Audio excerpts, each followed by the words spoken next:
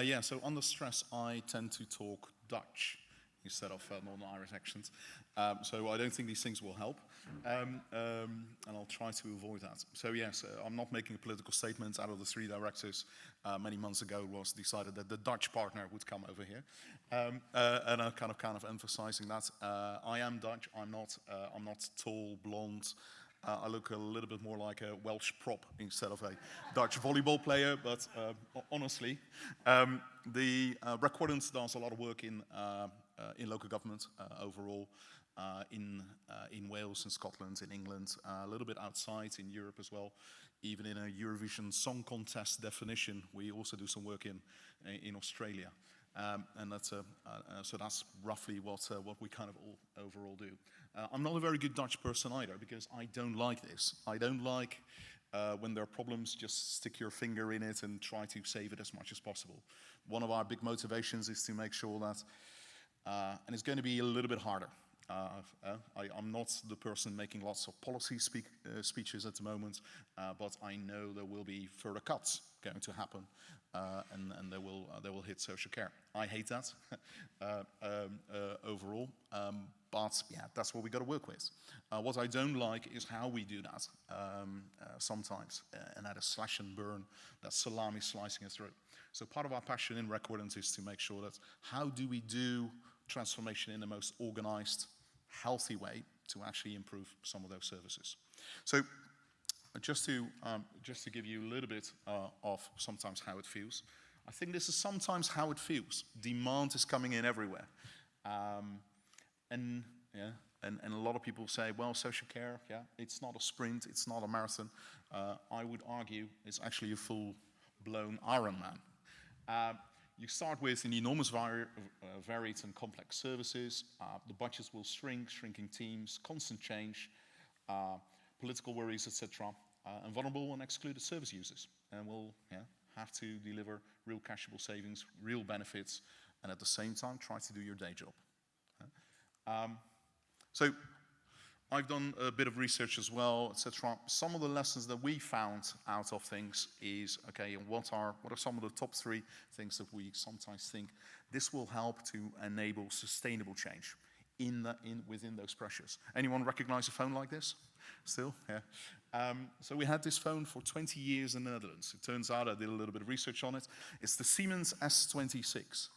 And after 20 years, they finally did some kind of product innovation on it. Would you be able to think through what the product innovation was on this phone? Sorry? Speed dial? Nope.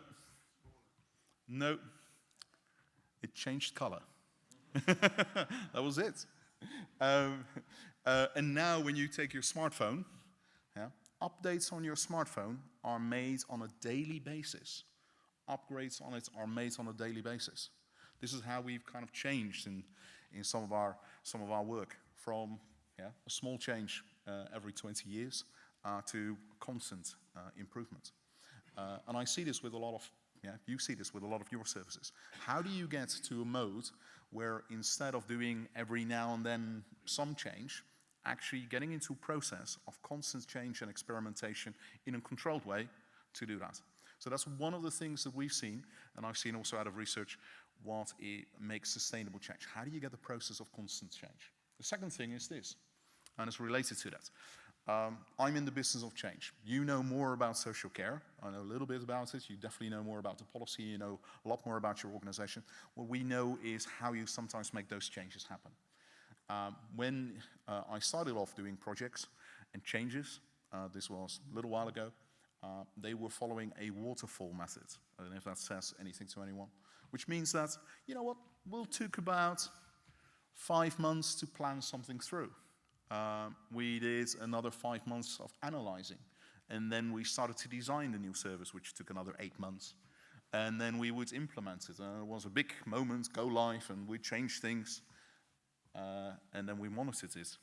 Problem is, by the time you implement it, your analysis is outdated, because some of the policies have changed, some of the politics have changed, some of the technology has changed. Lots of things are there and are outdated. So an enormous amount of unexpected things will have happened.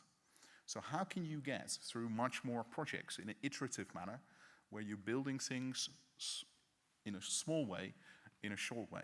So projects and changes that can happen in a month's time from beginning to end, and then you build on that, and then you build on that. So that's the second bit. The third one is, it's all about people. It's the quote of the overall conference. This is a quote from a gentleman called Richard Pascal. It's easier to act yourself into a new way of thinking than to think yourself into a new way of acting. I always thought that it was all about, you know what? You think about it really well, and then I change my attitudes, and then I do things differently. And I go like, actually, Dennis, yeah, you mostly learn by hitting your head against a wall or doing things differently. So maybe when you actually do a lot of change, you try it out, then you try to make sense of it, and then you put a theory next to it and go like, this is why it's working. So how can we get social care overall into small starting changes, and making sure, and ourselves, in starting to act differently, and then we'll start to think about it differently. So I hope to have triggered a few interesting ideas. We're overall in the conference hall, and I'd love to have further conversations with you. Thank you.